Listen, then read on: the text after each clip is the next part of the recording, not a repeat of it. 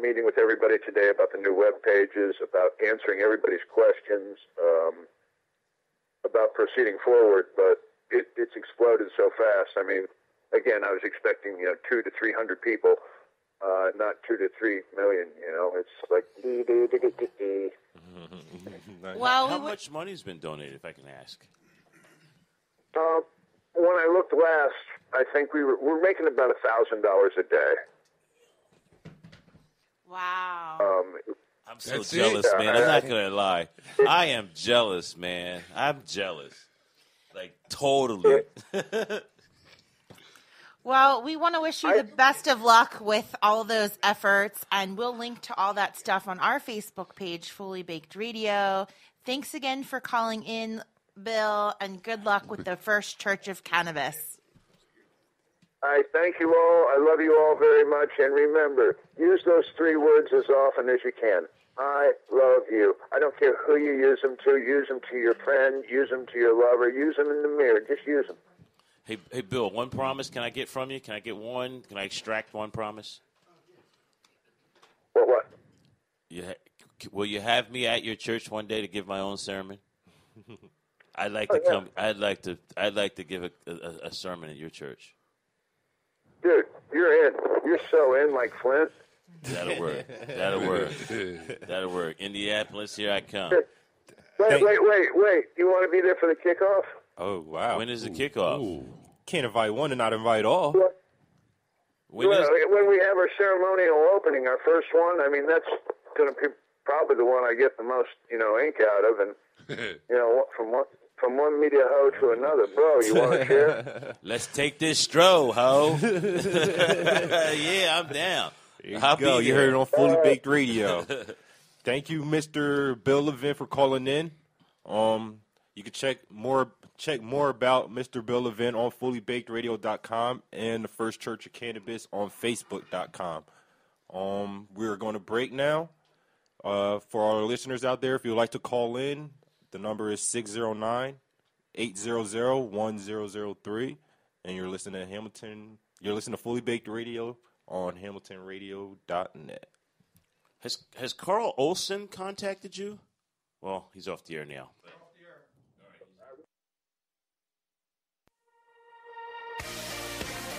Back, we just spoke with Bill Levin, the leader of the First Church of Cannabis. And calling in on the line right now, we have Bobby Nuggs, the head writer for Relief Magazine. Bobby, how you doing today, brother? What's going on, everybody? Really nice day over here in Rhode Island. Rhode Island, that's the East Coast version of heaven. And you live there. It was up until a few weeks ago. Yeah, Bobby, give us an update. Tell us what happened. Apparently, there's some news concerning concentrates, wax, butane, explosions. Give us the scoop. As of the past, almost 3 weeks, there was an explosion in Providence warehouse district. Well, it was just a fire, but supposedly, right off the bat, they were just starting to make a lot of accusations saying that it had a lot to do with oil. But they said they found packed tubes in the rubble, and just a bunch of flammable. From there, that was kind of, I'd say, put the coffin on the Rhode Island hash community for a while. It's not buried yet, but it started a chain reaction of nothing good. There's the High Intensity Drug Task Force Agency is, now in Rhode Island. They're a federal off-branch, I believe, of the DEA, and they've been busting people in Rhode Island for the past 2 weeks. I think there have been under 10 raids in Rhode Island because of hash oil, pretty much. And how are they targeting these people? Like, are they targeting people that are making it, or caregivers, or what's the deal? Yep, they're slowly trying to target manufacturers. Pretty much after that explosion happened, before the explosion happened, there was really no negative stigma towards Rhode Island and hashish. We had great laws for it.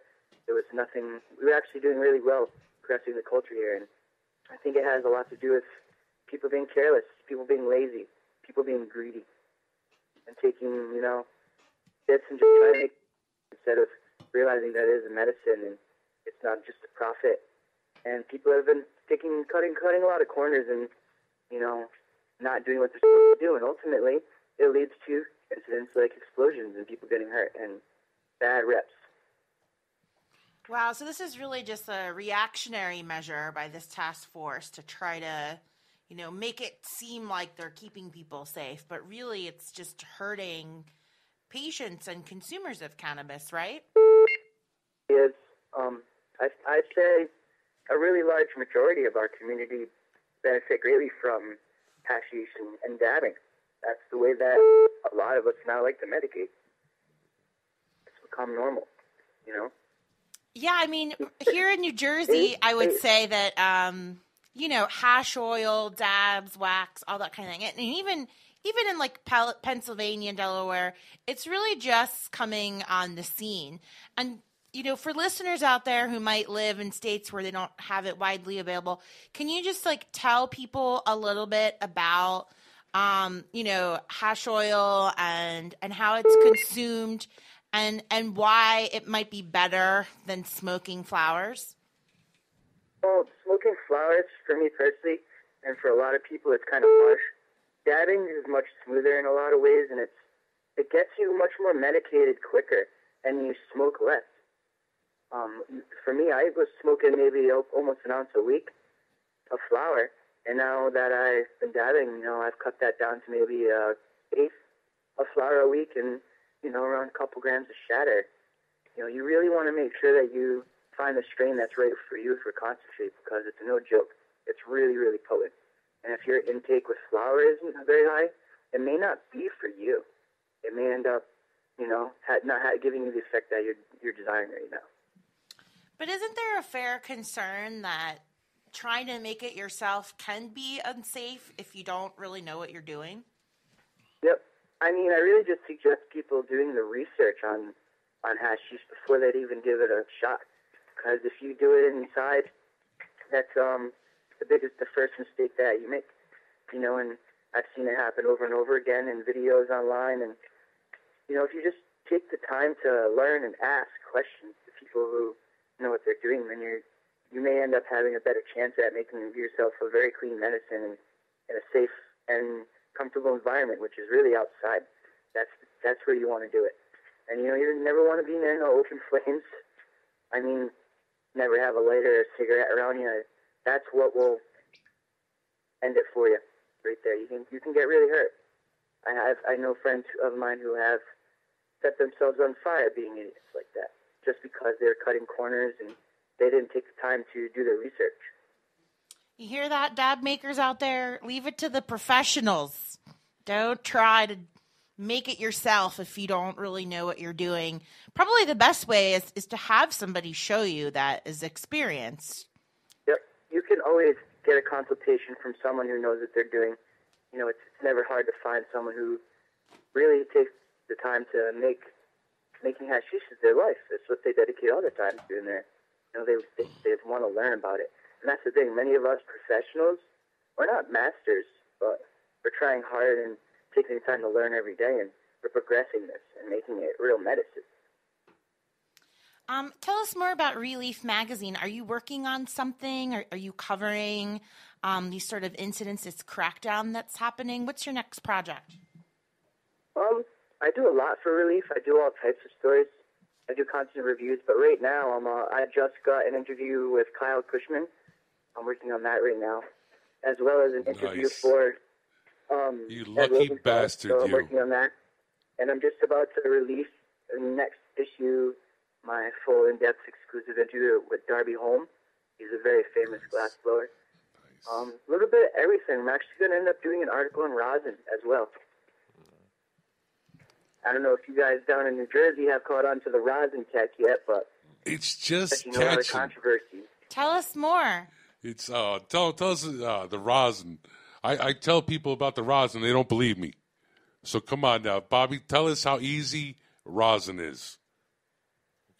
What is it? You guys don't have a clue. No, we don't know. Tell the listeners and it's what very is it. safe. I just made, that's what I'm actually medicating on right now as we speak. I took 2 grams of Fruity Pebble OG flower, pressed it, and I almost got 0.3 or 0.4 of a gram of some really, really great dabs in it, too. You talking about the flat iron trick? Yes. I've tried that. I tried flat that, iron in yes. the cooking paper, yeah. It Yo, works. stoners are so, like, Ingenious. ingenious. Yeah, we're like, innovative, man.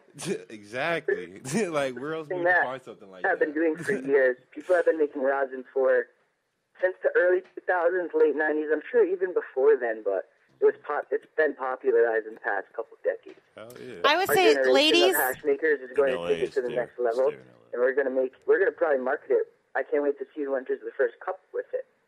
Oh, yeah, ladies, if you have a flat iron, be a good neighbor and lend it to your stoner friends. And I say this because the best flat irons are the ones they're temperature controlled. If you use ones that are just on and off, they don't heat up as well. If you use the temperature controlled ones, especially made by Chi, or ones that are made of tourmaline, they're really, really good, and they literally work in an instant. And I saw it on YouTube, but it was like I had to try it to believe it. I was like, nah, this is something whack. But it actually worked. I A thought lot of my friends are actually investing in T-shirt presses and, trying to make their own versions of presses. I won't be surprised if we see the first, hot press rosin company coming out with their own press in the next couple months. What? Did you say a Bobby Nugs hot resin?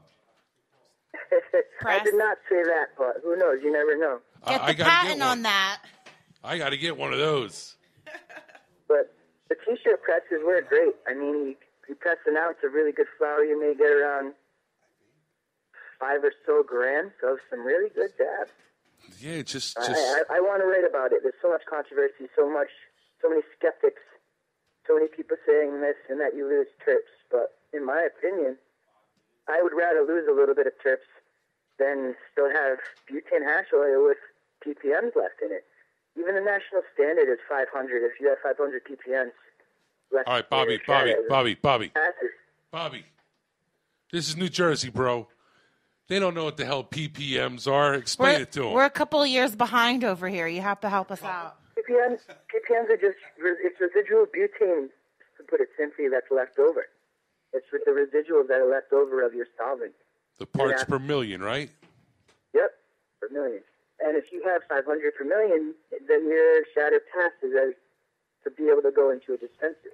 But I don't want to settle for a product that still has any PPM All right, in there. can I say something? Can you talk to the layman? Because I have no idea what you're talking about. We got Don K in the studio here, and he is unfamiliar with dabs. And so I think, like I said, a lot of people here in New Jersey. Just about butane hash oil, butane is your solvent. So you are literally blasting cans of butane or, other butanes that are like more scientific grade through your flour. And that's where you get your hash oil from is butane. It's a chemical solvent. Yeah, it's basically a method of extracting the oil from the It's a flour. method of extraction, and it has been for years. Even most companies who extract herbs use butane. It's been done for a long time, and we do it with cannabis. But, people are trying to use vacuum ovens, which is like low, slow heat and high pressure to literally, again, extract all the excess residual butane that you have left over. Because when you blast that butane through a tube or your closed-loop system, you have a live, almost dynamite stick in your hand of explosive butane gases that are trying to escape That's from why that all resin. these places are blowing up. Yep. Yeah. If you do it right, you won't blow up. But that's what you have in your hand right there. It's a very dangerous thing. But that resin is what you're dabbing, and the only way you get shatter or wax is if you blast the butane through that. Yeah, Most people purge. I hope. Some people definitely don't. Well, I hope most people purge. And purging pretty much is exactly that. You're trying to take out that solvent that's left in that resin that you just extracted with butane. thanks a lot for the dab education. Of course. So ppms are residual. Okay. So that's if you have butane left over in your hash, then you can get it tested. And if you have more than 500,